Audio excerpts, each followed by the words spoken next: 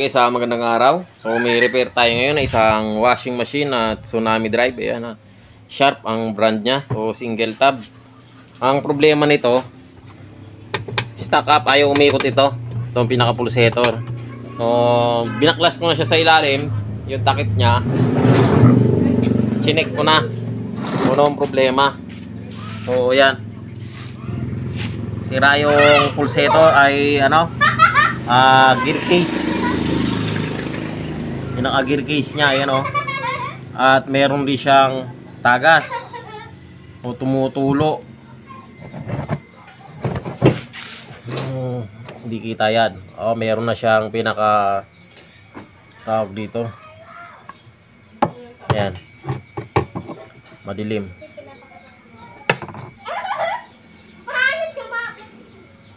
Yon. Kita naman marami ng may tulo-tulo na.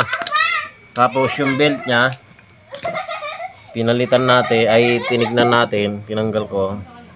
So ayan, upod na rin, medyo gastado na. So babaklasin natin to, titignan natin kung kayang i-repair. Pero kaya naman siguro, may pamalit naman tayo dyan, gear case nito. So yun guys, babaklasin lang natin.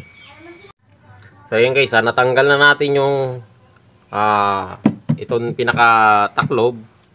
So okay, ito na yung gear case nya. So ito yung tinatawag lang without inner. So wala siyang gear case sa loob. Ang pulley malaki. So ayan yan. Kaya yung belt nya malaki din. So tatanggalin natin to. Natanggal ko na yung mga tornilyo. So mahigpit ay matanggal. May nagtanong kasi sa atin kung paano daw ba tinatanggal yan, mga gear case na ganyan. Pinupukpuk daw ba siya sa taas? So pwede naman doon sa ibabaw. Tatanggalin mo yung pulsator, pupukpukin mo, pwede. Pero pag mahirap tanggalin. Pero ako, hindi ko pa naman nasinubukan na magpukpuk sa ibabaw. Dito lang, sinisikwat ko dito gamit ang Phillips screw. So subukan natin tanggalin. Ayos lang natin tong camera natin. Yan. Matigas talaga. Lalo na pagka yung hindi pa nakakalag. Kagaya nito, hindi pa nakalag to, hindi pa napalitan. Hoy, putok ka. Ano lang naman kasi to, makunat naman kasi. Basta taalalayan mo lang siya. Ayan. Matigas. So, talagang matigas ito.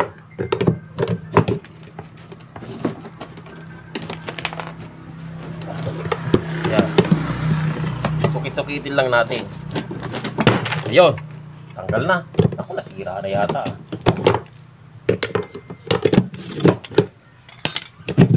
Ayan, natanggal na. Matigas lang siya talagang tanggalin. Pero hindi naman to basta-basta mababasag o mabibingaw. Kasi makunat to eh. So ayun guys, natanggal na natin siya Sinikot-sikot lang natin, matigas. Tuyong-tuyo kasi dito. So ito yung papalitan natin. Kukuha lang tayong pamalit. Palitan natin ito ng buo. So yun guys, ito yung kakabit natin. Tapos yung goma niya wala, kasi itong kukunin natin, itong dati. So yan, ito yung kakabit natin, itong goma. Maluwag pero okay lang yan kahit maluwag, kasi meron namang yan sa ilalim pinaka stopper, mapipit-pit niya yan. So yan guys, ito lilinisin natin butas para yung buha-buhangin mawala. Hihipan lang. Ayan, malinis na.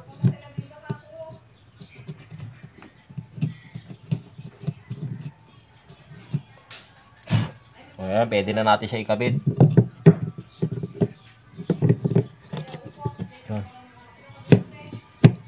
Parang maliit pa yan.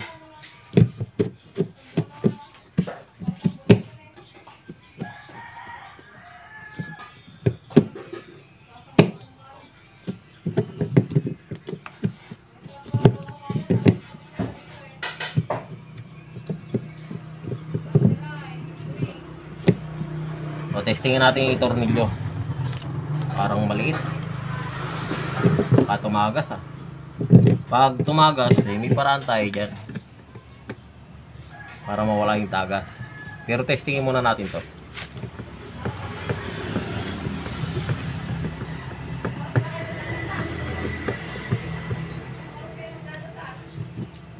Malaman natin kung tatagas pa.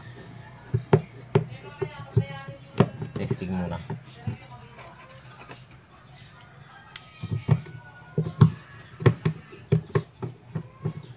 May tagas, madali lang. Dali lang tanggalin.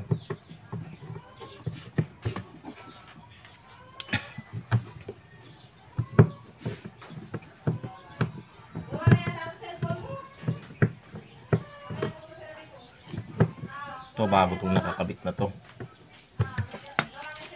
So, kapitan natin.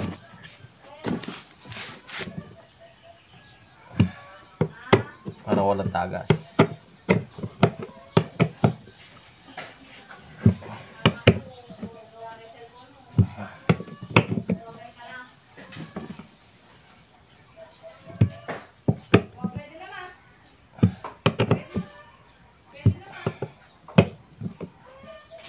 Yan. O, testingin natin yan mamaya. Kakabit muna natin to. Testing natin kung may tagas. You know, kanina stuck up eh. Kabit natin tong tornilyo.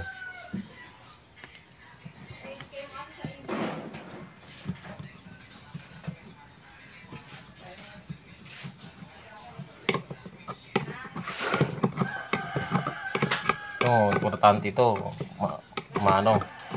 mahigpit.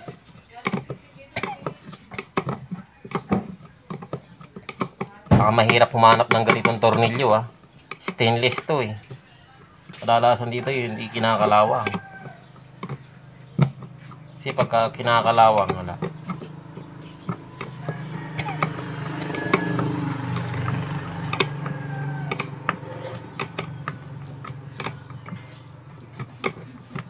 Napuputol kasi pagka kinakalawang. O ngayon,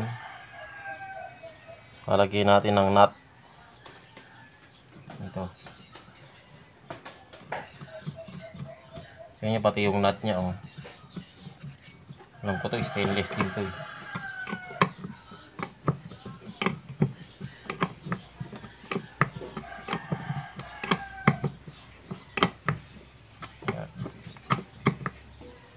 Yun. Fit na. Okay na. So testingin natin kung walang tagas. Tatayo muna natin siya. So yun guys, nilagyan natin siya ng tubig. So hindi pa natin tinornilyo. Kasi titignan natin baka may tagas. Kung merong ang tagas. May tagas yung hose. Ayun oh, laki oh. Ang butas, dalawa pa. Oh, palitin din to. O tignan natin dito sa ilalim. Kung may tagas ba. O yun, wala naman ako nakikitang tumutulo o pumapatak. Wala naman. Ibig sabihin, walang tagas. O yan guys, pwede na natin itornilyo sa mga gilid. Pero, yung hose niya, nakausapin natin yung may-ari. Sasabihin natin kung may tagas. Tanong natin kung papapalit yan. Kasi wala sa usapan namin yan, wala sa kontrata natin. O di naman natin napansin kanina na saka hindi natin alam na may tagas. Ang reklamo kasi niya sa atin, ayaw lang umikot. Yun lang ang nirereklamo. So ngayon, ito kasi mga washing na to, ito yung mga walang drain, nakadirekto sa hose. Pag binaba mo, tutulo na. So kailangan talaga to, yung hose okay siya. So yun guys, tatawag lang muna natin sa may-ari. Tatanungin natin kung papayag siya pati yung hose papalitan. So yun guys, nakausap natin yung may-ari. Papalitan na natin tong hose, pumayag naman siya. So tayo na raw bahala. Kaya lang yung belt ang inaalala natin. Wala tayong available nito. Testingin natin kung malakas ang ikot, pwede pa. Pero pagka mahina-hina na, papalitan na rin natin to. So yun guys, ito na yung hose na ikakabit natin. So, bago naman to. Testingin natin na kabitan. So, punasan lang natin. Lalagyan natin to ng pandikit. So, ayan. Rugby. Ayan, lalagyan natin ng rugby para madikit.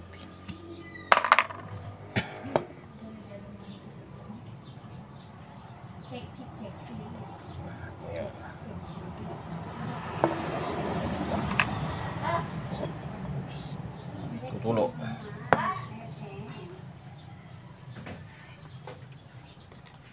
Yun. Yun, meron na. Nalagay din natin itong lock.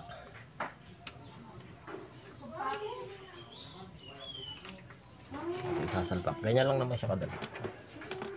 Uy, maluwag ah.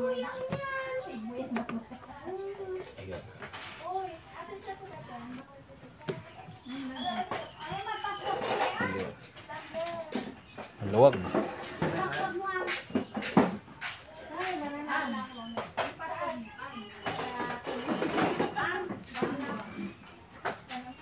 Tatanggal.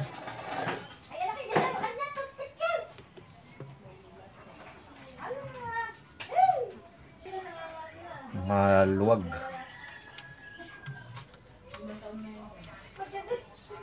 Para maisagad natin siya sa loob.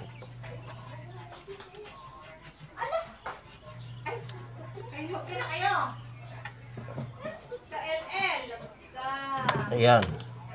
Pinawasan ko para maisalpak natin ang gusto. Ayun.